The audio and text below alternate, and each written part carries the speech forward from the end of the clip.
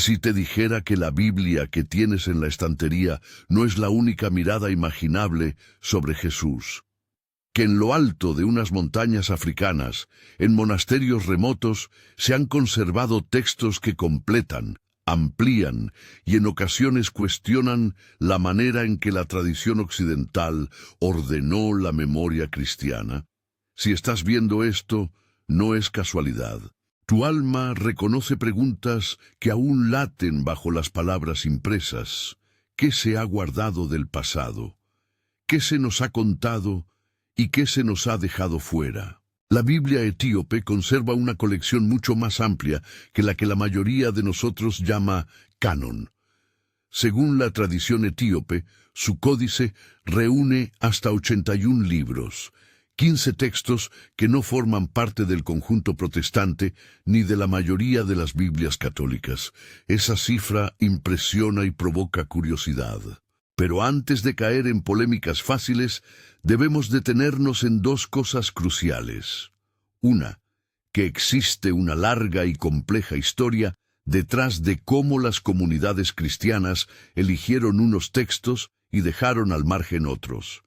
Y dos, que preservado y probado no son sinónimos absolutos. Por eso, cuando hablemos de estas obras, las presentaré como lo que son: testimonios antiguos, tradiciones con fuerza propia y, en algunos casos, documentos cuya supervivencia revela una línea de transmisión distinta a la que conocemos. Piensa por un momento en la fecha más visible de la memoria cristiana: la centralización del poder eclesiástico entre los siglos III y IV. Fue una época de ordenamientos, de cartas festales y de listas que emergieron en diferentes provincias. Hoy tendemos a narrarlo como un evento único, con un clímax decisivo, pero la verdad histórica es más fragmentaria. Hubo debates, variaciones locales y procesos prolongados. Figuras como Atanasio aparecen en esos relatos tempranos como voces influyentes, pero no fueron monarcas que impusieran de la noche a la mañana una lista inmutable. Más bien, la selección de libros fue un proceso colectivo, litigioso y en ocasiones político. Esa complejidad explica por qué en Etiopía se mantuvieron otros textos. Allí la transmisión siguió caminos distintos, protegida por monasterios, por la liturgia única y por una identidad religiosa que integró escrituras locales y tradiciones orales. Si esta idea te inquieta o te fascina, quédate conmigo. Si te interesa descubrir más verdades ocultas, suscríbete y deja en los comentarios si alguna vez habías oído hablar de la Biblia etíope o de alguno de estos libros. Empecemos por uno de los nombres que más incomoda a la sensibilidad moderna: el libro de Enoc. En las páginas del Génesis, el breve pasaje sobre los hijos de Dios, que tomaron mujeres humanas y engendraron a los gigantes, los Nefilim, siempre ha dejado un hueco incómodo. ¿Quiénes fueron esos vigilantes? ¿De dónde vino aquella mención críptica que parece arrancada de otro mundo? El libro de Enoc, preservado íntegramente en lengua etíope dentro del canon de la Iglesia Ortodoxa de Etiopía, ofrece una respuesta antigua y compleja. Describe a los ángeles que descendieron, a sus nombres, a los conocimientos prohibidos que impartieron, metales, cosméticos, encantamientos, y a cómo la corrupción que siguió condujo al diluvio. No es una mera ampliación, es una cosmovisión distinta, donde el drama cósmico tiene protagonistas muy concretos y donde la crisis humana es en parte explicada por una contaminación del orden divino. Ese texto no nació en una cueva aislada. Circuló intensamente en el judaísmo intertestamentario y en los primeros siglos del cristianismo. De hecho, fragmentos del libro de Enoc aparecen entre los manuscritos hallados en Qumrán. Según esos hallazgos, algunas comunidades antiguas no cerraban la puerta a relatos que hoy llamaríamos apócrifos. Y hay otra prueba de su influencia. El apóstol Judas alude a una tradición en la que el patriarca Enoc pronuncia juicio sobre los impíos. Judas 14:15. No es que el Nuevo Testamento cite el libro de Enoc de forma literaria exclusivamente. Más bien, muestra que determinadas ideas sobre ángeles caídos, sobre el juicio, flotaban en el ambiente espiritual de la época. ¿Por qué importa esto para nuestra cuestión central sobre Jesús? Porque la forma en que los primeros cristianos entendieron a Jesús y su mensaje no fue independiente de las cosmologías con las que convivían. Si en el horizonte teológico de la época circulaban narrativas que enfatizaban la lucha cósmica entre poderes, la figura de Jesús podía leerse no solo como maestro moral, sino como quien inaugura un orden nuevo frente a fuerzas ocultas. No estoy diciendo que el libro de Enoc reescriba a Jesús. Digo algo menos contundente y mucho más subversivo. Estos textos configuran matrices de sentido que afectan la recepción y la interpretación de los evangelios. Conocerlos ayuda a comprender por qué ciertas imágenes del Apocalipsis, del juicio y de la batalla entre el bien y el mal aparecen como naturales para los primeros creyentes. El segundo testigo que debemos considerar es el libro de los jubileos. A simple vista parece una obra técnica. Un recálculo de la historia bíblica en periodos de 7 jubileos y, sobre todo, un calendario de 364 días dividido en semanas exactas. Esa regularidad no es un detalle menor, es una declaración teológica y práctica. Un calendario de 364 días crea una precisión litúrgica. Las fiestas caen en los mismos días de la semana cada año. ¿Qué implica esto? Control sobre la memoria litúrgica, certeza en la conmemoración, una manera de anular la dispersión de las fechas que puede surgir de calendarios lunares o lunisolares. Según el Jubileos, la historia sacral se articula alrededor de un ritmo fijo, ordenado por un plan divino. Para una iglesia que valora la estabilidad ritual, ese orden es una garantía de fidelidad. Ahora imagina el poder que tiene quien puede decir cuándo se conmemora la Pascua, cuándo se celebra un sacrificio, cuándo debe reunirse la comunidad. El calendario regula la vida religiosa. Si hay una diferencia de cálculo, si la Pascua se celebra en días distintos en Alejandría y en Jerusalén, la unidad litúrgica salta. Cuando instituciones con creciente influencia propician calendarios distintos, no solo están discutiendo astronomía, están reconfigurando la autoridad ritual. No afirmo que esto explique todo.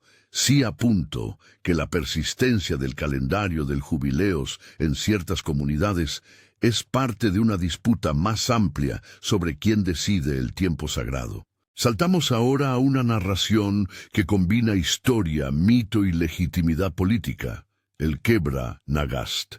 Este texto etíope relata una versión amplia de la visita de la reina de Saba, Maqueda, al rey Salomón y el nacimiento de un hijo, Menelik, que en la tradición habría llevado el arca de la alianza a Etiopía. Es una trama que, según la tradición etíope, establece una línea davídica en África y conecta la identidad política con la custodia de un objeto sagrado. Lo fascinante del Kebra Nagast no es solo su contenido legendario, sino la función simbólica que desempeñó. Al colocar el linaje real etíope en continuidad con David, concede legitimidad y sacralidad a la monarquía, al tiempo que convierte a Etiopía en guardián de la memoria hebrea. Debemos ser muy claros en una restricción esencial. La afirmación de que el arca se encuentra en Aksum es una creencia transmitida por la tradición etíope y defendida con fervor por muchos. No es una verdad que podamos presentar aquí como verificada por fuentes externas o arqueología pública que lo confirme sin ambigüedad. Lo que sí podemos decir con honestidad es que ese relato ha modelado la espiritualidad y la autoimagen de una nación durante siglos. La idea de custodiar el arca no solo es una reivindicación política, sino también una afirmación de continuidad religiosa que explica por qué ciertos textos y ritos se mantuvieron intactos en los monasterios etíopes. Si conectamos los hilos, Enoc con su cosmología de vigilantes, Jubileos con su mando sobre el tiempo sagrado, Quebra-Nagast con su legitimación dinástica, aparece una coherencia. Hay un cuerpo de literatura y práctica que confiere a Etiopía un sentido de guardián. No es casualidad histórica, es resultado de tradiciones que confluyeron en la práctica monástica, en la liturgia y en la política. Monjes y abadías en regiones montañosas se convirtieron en arcas de conservación. Copiaron, recitaron y protegieron manuscritos que, en otros lugares, desaparecieron por desgaste, abandono o decisión institucional. Pensar en textos desaparecidos o eliminados suena provocador, y con razón.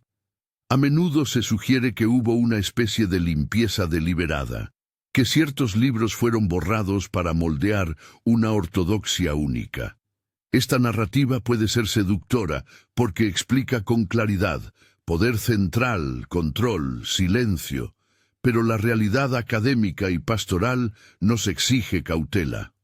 Hubo debates teológicos, sí, hubo intereses políticos también, y hubo criterios pastorales y litúrgicos que orientaron decisiones. No fue por lo general una conspiración homogénea dirigida por una sola figura. Fue un proceso que incluyó elección, rechazo, olvido y también pérdida accidental. En ese escenario, la supervivencia etíope adquiere una cualidad casi providencial. Ciertos círculos mantuvieron lo que otras comunidades dejaron ir. Llegamos a otro texto que hizo vibrar a los primeros cristianos, El Pastor de Hermas. Fue un libro muy leído en los primeros siglos, un manual de visiones y exhortaciones que pone el acento en el arrepentimiento y la reparación moral. Lo sorprendente del Pastor de Hermas es su propuesta teológica sobre la posibilidad de arrepentimiento incluso después del bautismo. En un contexto donde la disciplina eclesial podía ser rígida y la penitencia severa, este texto ofrecía una alternativa pastoral, la esperanza en la restauración del pecador arrepentido. Esa esperanza, en la práctica, limita la tentación de centralizar la autoridad en una élite que decide quién pertenece y quién no. Si la misericordia permanece abierta, la lectura de la comunidad se inclina hacia la inclusión y la transformación continua. El Apocalipsis de Pedro nos devuelve a imágenes fuertes y a una sensibilidad hacia el juicio que choca con algunas formas suavizadas de la piedad posterior. En su descripción, el castigo aparece con detalles gráficos y una claridad escalofriante. No pretende ser solo símbolo, quiere sacudir la conciencia moral del oyente. Que este texto fuese excluido del canon occidental no significa que estuviera ausente en la experiencia de muchos cristianos. Lo que demuestra es que el antiguo cristianismo no fue homogéneo en materia de imagen del fin. Convivieron visiones más simbólicas con otras más literales y escandalosas. Todo esto cruza la figura de Jesús. Aquí llegamos al nudo que, en buena medida, explica por qué la Biblia etíope es tan inquietante para algunos y tan iluminadora para otros. Si las comunidades que precedieron y rodearon la aparición del cristianismo tardío leían el mundo con categorías en las que el mal cósmico, el tiempo sagrado y la restauración pública tenían un lugar definible, entonces entender la recepción de Jesús exige volver la mirada hacia esos marcos. Jesús aparece en los evangelios como maestro, profeta, portador de un reino. Pero la manera en que ese reino es interpretado, la relación entre señal y autoridad, se negocia en una conversación más amplia que incluye libros como Enoc, Jubileos o El Pastor de Hermas. En este punto conviene poner los hallazgos arqueológicos sobre la mesa. El siglo XX alteró muchas certezas. Los rollos del Mar Muerto y los códices de Nag Hammadi mostraron que la variedad textual del judaísmo y el cristianismo primitivo era enorme. Fragmentos que antes creíamos marginales reaparecieron y demostraron que muchas ideas apócrifas habían sido corrientes en comunidades influyentes. Por ejemplo, la presencia de partes del libro de Enoc en Qumran es una indicación poderosa de que ciertas cosmologías estaban circulando en el tiempo en que surgieron las primeras comunidades cristianas.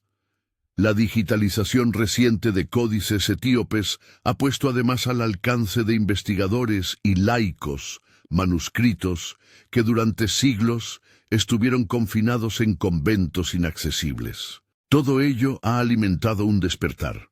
Lo que antes era territorio de especialistas, ahora es objeto de lectura pública. Pero no confundamos acceso con cierre de la discusión. Los hallazgos de Nag Hammadi y Qumran no dicen que un libro sea mejor que otro. Dicen, más modestamente, que la diversidad existió y que la tradición occidental adoptó una elección distinta en su historia textual. Esa elección tuvo consecuencias profundas para la teología, la liturgia y la ética pública. Y ahora, en la era digital, esa elección se reencuentra con voces que habían quedado aparte. Quiero hacer una pausa y mirar contigo las implicaciones prácticas de todo esto. No es solo un asunto de curiosidad académica. Si descubrimos que comunidades enteras consideraban legítimos ciertos escritos, ¿qué significa para la autoridad religiosa hoy? Para algunos, la respuesta es amenaza. Si hay otros libros, la certeza doctrinal peligra. Para otros, la apertura es una oportunidad. Poder ampliar la comprensión de la fe a partir de materiales que iluminan prácticas, oraciones, roles de liderazgo y espiritualidades silenciadas. Es especialmente significativo el lugar que ocupan las voces femeninas en algunas de estas tradiciones.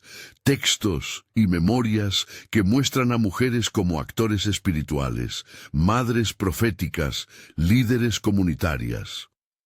Recuperar esas narrativas no pretende sustituir una ortodoxia, sino restituir capas de la historia que fueron minimizadas.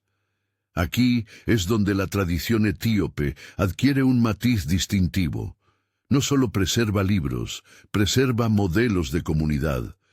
Monasterios en peñas, abadías que funcionaron durante siglos como centros de lectura y liturgia, transmitieron prácticas en las que la experiencia directa de lo divino convivía con la memoria comunitaria. La figura de la mujer en esa tradición y la manera en que ciertos relatos la colocan en el centro de la acción religiosa nos obligan a replantear preguntas sobre autoridad y sacerdocio, sobre quién narra la fe y quién es escuchado. Pero la pregunta que nos reúne sigue siendo la misma que abrió este vídeo. ¿Por qué la Biblia etíope parece revelar la verdad oculta sobre las enseñanzas de Jesús? ¿En qué sentido estas obras nos acercan a algo que nos fue negado? La respuesta no es sencillamente que haya un complot global, ni que exista una versión final que desplace a las demás. La respuesta es más sutil y al mismo tiempo más inquietante, porque esas obras nos devuelven contextos, preguntas y tensiones que la forma canónica occidental, por necesidad histórica, resolvió de una manera determinada. Esa resolución fue útil para conformar una institución, pero también dejó fuera perspectivas que iluminan aspectos distintos de la palabra y la persona de Jesús. Y aquí llegamos a uno de los puntos que más desestabiliza, la relación entre autoridad y experiencia. Los textos que conservó Etiopía suelen privilegiar la experiencia mística y la revelación directa, o recalcan la acción de lo divino en la historia de formas menos mediadas por la jerarquía eclesiástica. Eso no equivale a decir que su versión sea superior. Equivale a afirmar que amplía el espectro de lo posible. Para quienes buscan una relación más directa con lo que consideran sagrado, estos libros ofrecen recursos espirituales que pueden resultar profundamente liberadores. En las montañas etíopes, la difusión y la protección fueron obra de hombres y mujeres, cuya vida consistía en leer, cantar y copiar. No fueron académicos con acogidas en Occidente, fueron custodios de una tradición viva. Esa continuidad explica por qué ciertos textos han llegado a nuestros días casi intactos, y hoy, cuando cualquiera puede descargar traducciones o consultar digitalizaciones, el velo que durante siglos mantuvo estas colecciones fuera del conocimiento masivo se está levantando. Sin embargo, y esto lo subrayo como advertencia responsable, la mera lectura de un apócrifo no garantiza una experiencia mística ni una revelación superior. Las escrituras adicionales enriquecen, pero no suplantan. No prometen milagros ni atajos espirituales. Lo que ofrecen es contexto, claves para leer ciertas imágenes, para entender debates teológicos y para dialogar con una tradición más amplia. Hay otra dimensión que debemos nombrar antes de avanzar, la dimensión escatológica. Muchos de estos textos, Enoc, Apocalipsis de Pedro, incluso ciertos pasajes del Jubileos, ponen el acento en el juicio final, en la restauración y en la intervención divina. En la lectura profética que algunos hacen hoy, esos textos conectan con la idea de sellos que se rompen y de un gran despertar. Citaré con cautela. Daniel 12:4 habla de un tiempo en que muchos correrán de aquí para allá y el conocimiento aumentará. Y el Salmo 68:31 evoca regiones lejanas trayendo ofrendas. Desde una óptica simbólica, la difusión masiva de manuscritos antiguos y la apertura de archivos hasta ahora cerrados puede leerse como una especie de cumplimiento de ese aumento de conocimiento. Pero eso es una interpretación espiritual que convive con explicaciones más prosaicas. La tecnología facilita el acceso. Ambas cosas pueden ser verdaderas a la vez. Hasta aquí hemos puesto sobre la mesa los grandes actores: Enoc, Jubileos, Quebra Nagast, Pastor de Hermas, Apocalipsis de Pedro. Hemos mostrado que Etiopía actuó como guardián y que el redescubrimiento moderno ha permitido que estas voces vuelvan a hablar. Pero queda un salto que todavía no hemos dado por completo.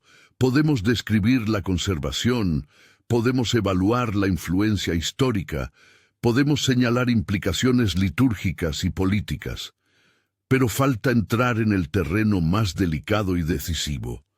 Las enseñanzas concretas sobre Jesús que emergen explícita o implícitamente cuando se lee la Biblia etíope en su conjunto. Lo que sigue no es una mera catalogación, es una interrogación más cercana al corazón. ¿Cómo altera la imagen de Jesús la incorporación o el reencuentro con estos textos? Es aquí donde las resonancias comienzan a ser personales o incluso proféticas. Es aquí donde muchos sienten que algo se rompe, y es aquí donde la discusión se vuelve urgente, porque lo que está en juego no es solo el pasado, sino la manera en que hoy nos relacionamos con lo divino, con la autoridad y con la comunidad. Pero antes de seguir, necesito que lleves contigo una premisa: distinguir siempre entre lo que es tradición, lo que es hallazgo arqueológico y lo que es interpretación profética. Cuando diga según la tradición etíope, estaré marcando un ámbito distinto al de fragmentos hallados en Qumran o al de una lectura escatológica personal. Esa honestidad clasificatoria es la que permite avanzar sin caer en simplificaciones peligrosas. Y ahora, con esas coordenadas fijadas, nos aproximamos a la parte más delicada del viaje. Hay testimonios en los textos que sugieren una relación de Jesús con fuerzas y modos de interpretación que en Occidente fueron sofocados o visibilizados de otra manera.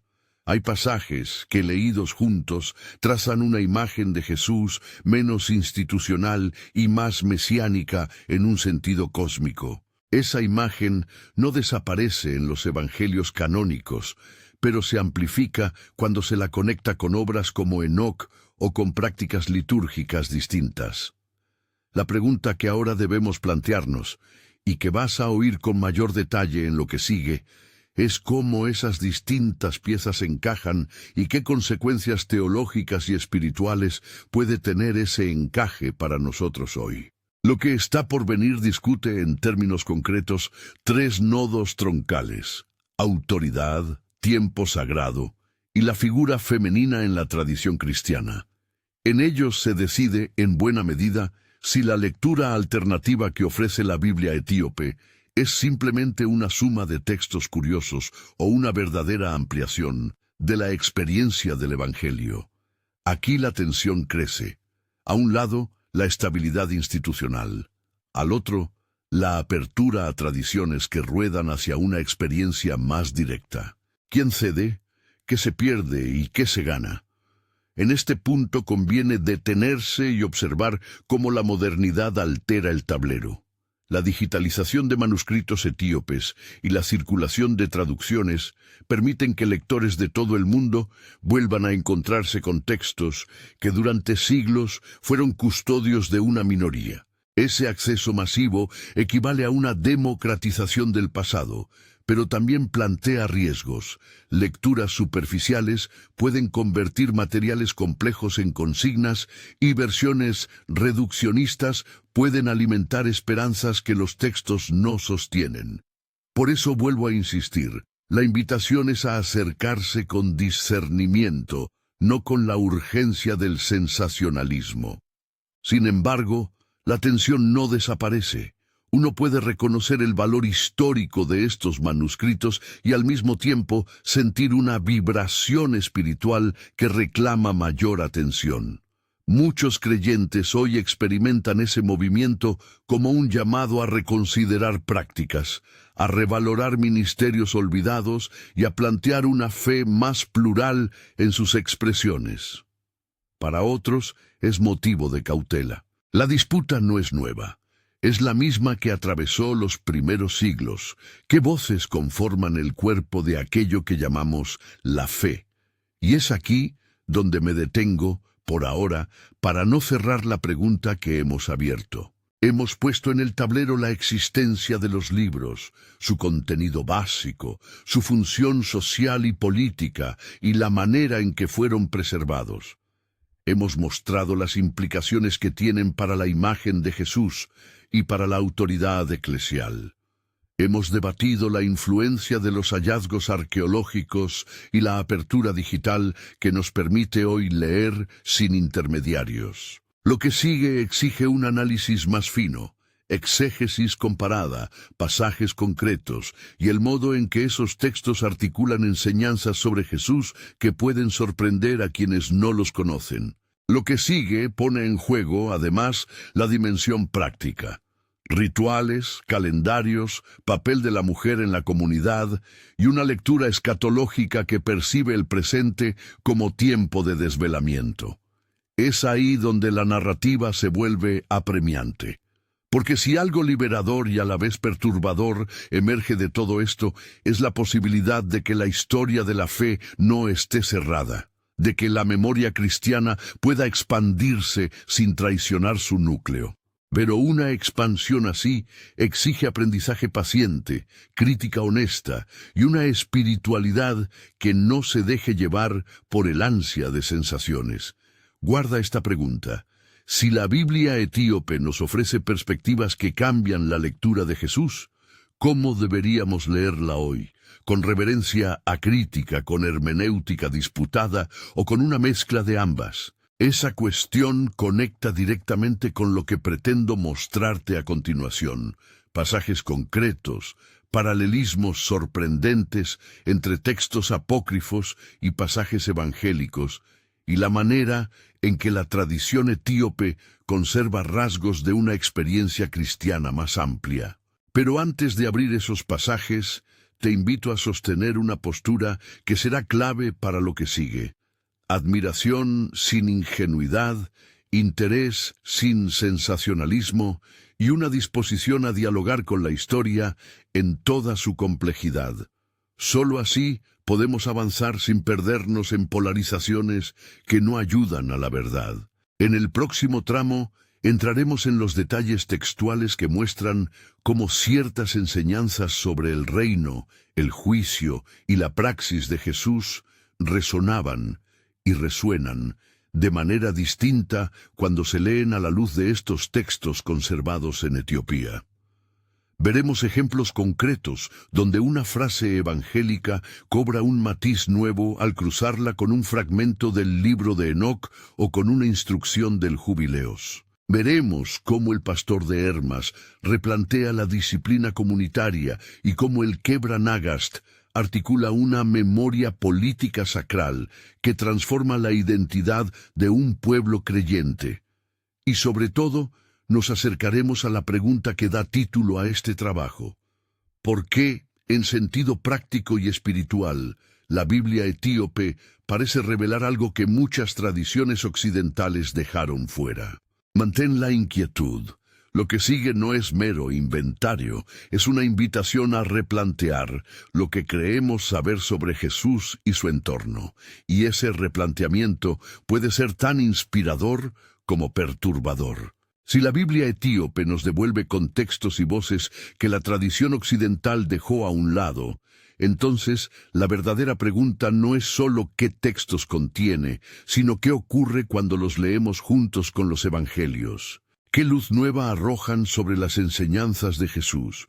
¿Cómo cambian las coordenadas desde las que interpretamos sus palabras?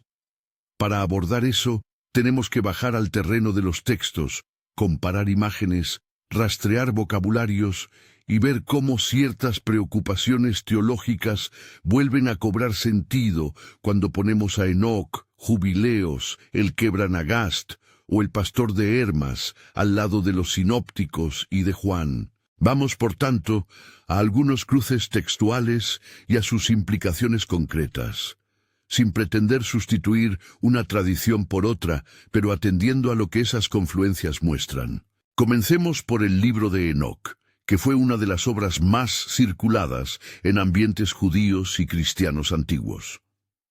Enoc desarrolla una cosmología en la que existen seres llamados vigilantes o ángeles caídos, que bajaron, enseñaron artes prohibidas y corrompieron a la humanidad. Ahí aparece con fuerza una figura que los estudiosos suelen llamar el Hijo del Hombre o el elegido, portador del juicio y del desvelamiento de secretos. Si lees los evangelios con esa matriz en mente, algunas expresiones de Jesús adquieren una tonalidad distinta. No es que los evangelios pierdan su sentido, es que ciertas frases, cuando hablan de la venida del reino, del juicio venidero o del Hijo del Hombre, se integran sin esfuerzo en una imaginería apocalíptica que ya existía en el horizonte literario de la época. Esto tiene implicaciones reales. Si las comunidades que escucharon o transmitieron dichos evangélicos estaban familiarizadas con la narrativa de los ángeles caídos, entonces la figura de Jesús como quien vence poderes oscuros o como iniciador de un orden nuevo contra agentes que han corrompido la creación no suena extraña, suena coherente. No estamos proponiendo que Enoc cambie lo que Jesús dijo, sino que nos ayuda a entender por qué determinadas imágenes, la lucha entre órdenes, la expectativa de un juez cósmico, la urgencia de la pureza, se articulan con la naturalidad con la que aparecen en los evangelios. Además, la presencia de fragmentos de Enoc entre los manuscritos de Qumran demuestra que no se trataba de una curiosidad marginal. Según esos hallazgos, ideas que hoy catalogamos como apócrifas formaban parte de redes interpretativas amplias. El apóstol Judas, al enviar su carta, utiliza un lenguaje que remite a tradiciones en las que Enoc es portavoz del juicio. No lo cita literalmente como para convertirlo en autoridad canónica, pero sí muestra que ciertas imágenes estaban circulando y eran reconocibles. Para la historia de las ideas, eso significa que la recepción de Jesús se mueve en un campo interpretativo, saturado por relatos sobre seres celestiales, conocimiento prohibido y restauración final. Si uno quiere entender cómo la palabra de Jesús impactó a sus contemporáneos, ignorar ese sustrato es perder la mitad de la conversación. Pasemos al libro de los jubileos. Su insistencia en un calendario de 364 días no es una excentricidad técnica, es una teología del tiempo. Un calendario fijo organiza la vida religiosa en un patrón repetible y controlable. Cuando la memoria sagrada se dispone así, la comunidad adquiere una estabilidad litúrgica que refuerza identidades y prácticas. Piensa en la Pascua. Si distintas comunidades celebran la conmemoración en días distintos, la posibilidad de una unidad ritual se debilita. El Jubileos propone otra lógica, una historia sagrada que se ordena en ciclos precisos. En contextos donde la liturgia es factor de cohesión social y autoridad, esto es decisivo. ¿Qué tiene que ver esto con Jesús? Imagina por un momento la diferencia práctica entre anunciar un reino que inaugura un tiempo nuevo y hacerlo en contextos donde el calendario litúrgico, y con él la memoria oficial, varía. La posibilidad de sincronizar los tiempos sagrados permite que ciertos gestos mesiánicos se lean como cumplimiento de fechas y señales, mientras que en otras tradiciones esos mismos gestos se interpreten de forma más simbólica. Más aún, la palabra jubileo misma, liberación, restitución de deudas, restauración, es semánticamente cercana al mensaje de liberación que Jesús proclama. No es casualidad etimológica, es una afinidad que ayuda a explicar por qué la imagen del reino de Dios a menudo se presenta en términos de reparación y restitución. El Kebra Nagast introduce otra dimensión, la política sacralizada. Presentar a Etiopía como heredera de la línea davídica mediante la figura de Menelik y la reina de Saba crea una lectura del pasado que fusiona legitimidad política y custodio sagrado. Si una nación se piensa a ella misma como depositaria de la alianza, y si esa memoria se articula alrededor de un objeto emblemático como el arca, entonces la teología y la identidad nacional se enlazan de manera inseparable. Para el lector occidental, esto plantea preguntas provocadoras. ¿Qué ocurre cuando una memoria nacional integra relatos bíblicos de forma competitiva con las tradiciones imperiales de Roma o Bizancio? La respuesta, en el caso etíope, es que se configura una tradición de preservación que funciona al margen de los centros de poder eclesiástico del Mediterráneo. Aquí hay que ser preciso. La afirmación de que el arca se encuentra en Aksum pertenece a la tradición etíope y a la conciencia colectiva de un pueblo. No podemos presentarla como una verdad probada por arqueología pública indiscutible. Pero sí es innegable que ese imaginario ha modelado prácticas, ritos y una teología política que invita a reconsiderar qué significa ser custodio de la memoria judaico-cristiana. Y cuando pensamos en Jesús dentro de esa matriz, su estatus davídico, su relación con la alianza y su función como restaurador adquieren matices que combinan lo litúrgico, lo político y lo profético. Volvamos al pastor de Hermas. Su insistencia en el arrepentimiento posterior al bautismo reabre preguntas teológicas y pastorales que fueron objeto de intenso debate en la antigüedad. ¿Puede alguien arrepentirse después de la recepción sacramental y ser plenamente restituido? En Hermas, la respuesta es afirmativa en muchos casos, con lo que se desplaza la tentación de convertir a la disciplina en una herramienta excluyente. En términos prácticos, ello significa que ciertas comunidades antiguas conservaron una sensibilidad pastoral que favorecía la restauración continua por encima del castigo irrevocable. Esta sensibilidad repercute en cómo se entiende la comunidad cristiana frente a los pecadores, como lugar de corrección y retorno, más que de expulsión definitiva. Si leemos las palabras de Jesús sobre el perdón, la recepción del arrepentimiento, la posibilidad de retorno, al lado de Hermas, hallamos una afinidad que hace comprensible por qué las prácticas penitenciales y la disciplina eclesial variaron tanto en los primeros siglos. El Apocalipsis de Pedro, con sus descripciones gráficas del juicio, nos recuerda que la imaginería del castigo y de la responsabilidad personal fue, en algunas comunidades, terriblemente vívida. Su exclusión del canon occidental no arranca su presencia en la piedad popular. Lo que ese texto nos enseña es que existieron corrientes dentro del cristianismo primitivo que insistían en la concreción del castigo como forma de sacudir conciencias. Cuando contrapones esa sensibilidad a la voz del Evangelio, a las parábolas sobre el juicio, a la advertencia sobre la cizaña y el trigo, ves que el abanico interpretativo era amplio, desde una lectura más simbólica hasta una lectura radicalmente literal y pedagógica. Ahora acerquémonos a la cuestión de la figura femenina. La tradición etíope no es simplemente patriarcal en el modo en que lo fueron muchas instituciones mediterráneas. Conserva relatos donde mujeres ejercen liderazgo, profecía y reconocimiento público. La reina de Saba, Maqueda, es un ejemplo paradigmático, no una figura marginal, sino una protagonista de la historia salvadora que da lugar a una dinastía. Además, la memoria de mujeres como Judith o Débora circula en textos y liturgias, con una visibilidad mayor que la que tuvieron en algunos cánones occidentales. ¿Qué implica esto para la lectura de Jesús? Para empezar, obliga a replantear el horizonte social en el que Jesús predicó.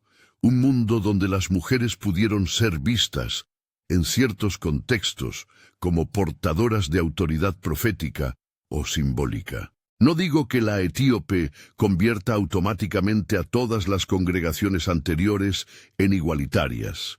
Digo que introduce ejemplos y modelos que amplían el repertorio de lo imaginable dentro de la tradición cristiana. Si la memoria cristiana occidental tendió a invisibilizar ciertas voces, estos textos etíopes nos las restituirían parcialmente, ofreciendo claves para pensar liderazgo, servicio y santidad más allá de los moldes habituales. A estas alturas, conviene traer a colación los hallazgos modernos que reconfiguraron el mapa de lo posible. Los códices de Nag Hammadi, los fragmentos de Qumrán y la apertura de archivos etíopes mediante digitalización han democratizado el acceso a materiales que durante siglos estuvieron confinados. Según esos descubrimientos, la diversidad textual no fue excepción, sino regla. Múltiples comunidades manejaron colecciones distintas, mezclaron géneros y, en ocasiones, leyeron los escritos que hoy llamamos apócrifos con tanto respeto como muchos leían los textos que terminaron conformando el canon occidental. La tecnología contemporánea ha roto un aislamiento. La digitalización permite a cualquiera consultar manuscritos que antes solo podían accederse dentro de claustros remotos. Desde una perspectiva simbólica, ese aumento de acceso encaja con la imagen profética de Daniel 12:4, el conocimiento aumentará, y con la visión poética del Salmo 68:31 sobre naciones remotas trayendo ofrendas. Si uno quiere, puede leer la expansión del acceso como cumplimiento parcial de esas imágenes, pero también es razonable decir, con la misma calma crítica, que la tecnología ha hecho posible lo que antes era dificultoso, el encuentro masivo con fuentes antiguas. No debemos olvidar que los hallazgos arqueológicos y la digitalización no resuelven todas las preguntas técnicas. La autoría de textos, su cronología precisa y su grado de autoridad en comunidades concretas siguen siendo objeto de debate académico. Por eso, insisto en distinguir entre lo que es descubrimiento material, fragmentos, códices digitalizados, y la interpretación que cada comunidad o investigador hace de ellos. Exponer una comunidad a sus textos no es, en sí mismo, un acto de herejía ni de corrección definitiva. Es, sobre todo, una invitación a dialogar. Esto nos lleva a las consecuencias eclesiales y espirituales prácticas. ¿Qué pueden hacer hoy las comunidades cristianas y los creyentes interesados en estos materiales? Primero, leer con discernimiento. Eso implica contrastar, contextualizar y dialogar con estudios críticos. Segundo, no sustituir una tradición por otra. Los apócrifos amplían horizontes, no los clausuran. Tercero, valorar la riqueza litúrgica y simbólica que ofrecen. Prácticas de arrepentimiento, calendarios alternativos, cantos, imágenes de la lucha cósmica, modelos femeninos de liderazgo. Todo ello puede enriquecer la vida espiritual sin convertir la novedad en efecto espectáculo. Se puede objetar que esta postura es demasiado tibia para quienes claman que existe una verdad escondida y que ahora ha sido revelada de nuevo. A esos oyentes hay que responder con honestidad. La etíope revela verdades olvidadas en el sentido de perspectivas históricas y espirituales que la tradición occidental marginó o perdió, pero no revela una verdad única y definitiva que anule las demás. En términos más precisos, la Biblia etíope amplía la paleta de recursos interpretativos y de praxis, nos ofrece materiales para replantear preguntas sobre autoridad, tiempo y presencia de lo femenino. Si algo es oculto, lo es en el sentido de que estuvo fuera del radar masivo. Ahora, con el acceso renovado, esas capas vuelven a estar disponibles para su lectura y discernimiento. En ese punto, la dimensión profética reaparece con fuerza. Hablar de rotura de sellos no es una metáfora neutra. Es una forma de expresar que la historia de la memoria religiosa está alcanzando un punto en que aquello que estuvo encerrado se vuelve accesible. Pero cuidado, interpretar esto como prueba de una conspiración global que ocultó deliberadamente la verdad es tanto ingenuo como peligroso. La historiografía muestra procesos complejos, pérdidas accidentales, decisiones pastorales, luchas teológicas y contingencias políticas. La providencia puede operar en la preservación y en la transmisión, pero también hay razones humanas para la diversidad textual, contextos locales, prioridades litúrgicas, necesidades pastorales. Aún así, hay un sentido en el que la reapertura del archivo es un llamado a leer con mayor amplitud, a integrar más historias y a escuchar voces que hasta ahora no estaban en nuestros púlpitos. Llega el momento de sintetizar. ¿Por qué la Biblia etíope parece revelar la verdad oculta sobre las enseñanzas de Jesús? Porque conserva matrices interpretativas, cosmologías, calendarios, imágenes políticas, sensibilidad hacia la misericordia pastoral y ejemplos femeninos, que nos permiten leer a Jesús dentro de horizontes posibles que la tradición occidental no siempre consideró. No se trata de una verdad alternativa que sustituye al canon. Se trata de capas de sentido que iluminan facetas de la palabra de Jesús que en otros contextos quedaron menos visibles. En pocas palabras, la etíope no nos muestra una historia distinta de Jesús, sino una pluralidad de lecturas que enriquecen nuestra comprensión de su figura, su mensaje y su impacto social. Ahora bien, ¿qué hacer con ese conocimiento? 3 sugerencias concretas, prácticas y humildes. 1. Acercarse con estudio y con comunidad. Leer estos textos en solitario puede ser fascinante, pero también puede descontextualizar. Participar en grupos de estudio, dialogar con especialistas y contrastar traducciones ayuda a evitar lecturas apresuradas. En 2, combinar historia y espiritualidad. No renuncies a la veneración ni a la búsqueda personal. No confundas la investigación con un reemplazo de la experiencia de fe. Los textos apócrifos pueden nutrir la vida espiritual, pero no deben convertirse en atajos místicos ni en fuentes de certezas absolutas. 3. Mantener un criterio pastoral. Si una comunidad decide incorporar lecturas de la tradición etíope en su liturgia o su formación, que lo haga con discernimiento. El objetivo no es provocar rupturas, sino enriquecer la vida común.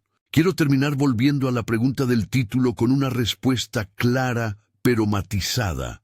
La Biblia etíope no es la única que tiene acceso a la verdad sobre Jesús, pero sí es única en su constelación de textos, en la continuidad de su transmisión monástica y en la manera en que articula liturgia, memoria política y experiencia mística.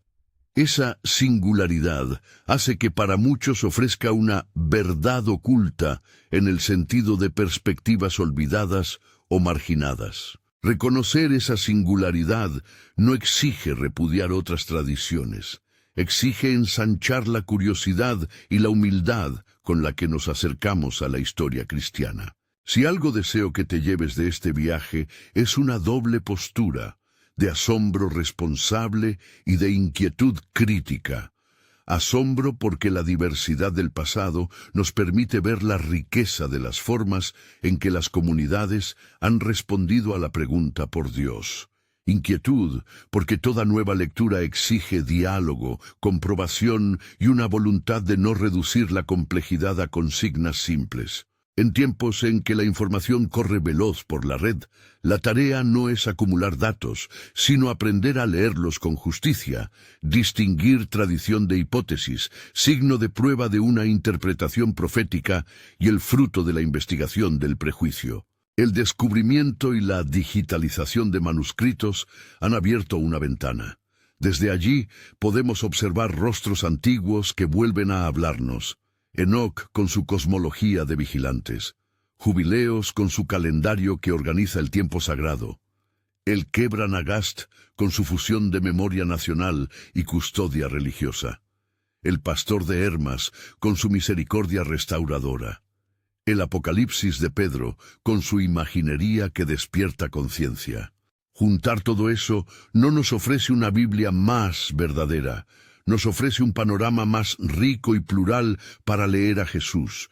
Es una invitación a recuperar la amplitud de un pasado que fue variado, contradictorio y vivo. Si esta exploración te ha removido, si sientes que merece una segunda lectura o quieres que profundicemos en alguno de los textos concretos, por ejemplo, un análisis comparado del Hijo del Hombre en Enoc y en Marcos, o una guía práctica para leer el Jubileos, dímelo en los comentarios. Suscríbete para la siguiente entrega, donde entraremos en pasajes específicos y haremos lecturas comparadas que te permitan ver versículo a versículo cómo estos libros dialogan con los evangelios. En la descripción encontrarás recursos para comenzar tu propia consulta, traducciones recomendadas y una bibliografía inicial para quien quiera ir más allá. Que esta apertura te lleve a estudiar con rigor, a orar con humildad y a buscar la verdad con valentía. La historia de la fe es amplia, todavía tiene páginas que leer. Suscríbete y acompáñame en el próximo episodio.